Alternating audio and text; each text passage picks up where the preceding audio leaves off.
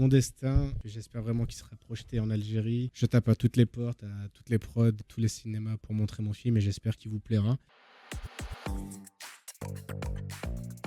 Principalement, tu es là pour nous parler de ton dernier film, un court-métrage, C'est ça, sous le titre de Mon Destin. mon destin exactement. Voilà.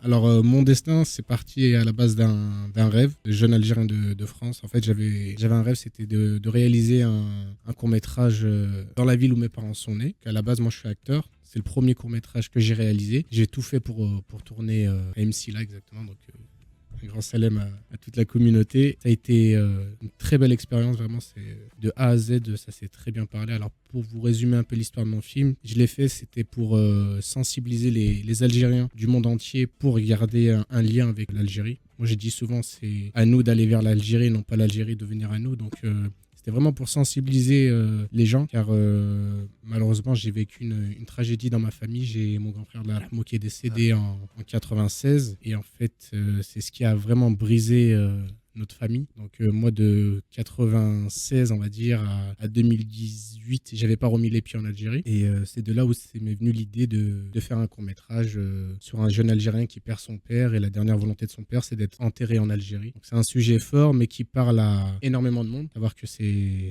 très compliqué quand il y a un décès. C'est souvent tabou. On parle pas de la mort avec nos parents et nos proches. Donc c'était vraiment ça que j'avais envie de faire. Aussi de rendre hommage à mon frère. Car, ce court-métrage, je l'ai autoproduit, je l'ai réalisé. J'interprète le rôle principal et mon personnage porte le prénom de mon frère. Donc c'était...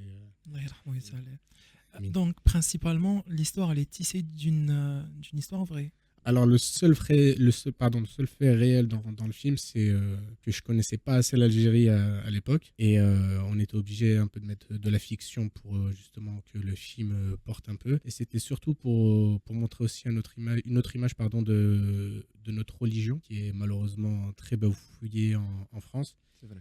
Et de mettre en avant quand il y a un décès dans la communauté, il y a une réelle solidarité qui se met en place.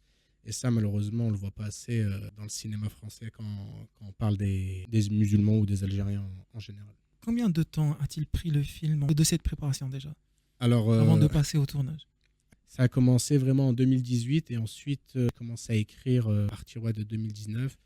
Ensuite, je devais tourner. Alors, mon film, il est en deux parties. Il y a une partie qui est tournée en France, à Lyon, et l'autre partie qui est tournée en Algérie. Mais malheureusement, on est tombé plein dans le Covid.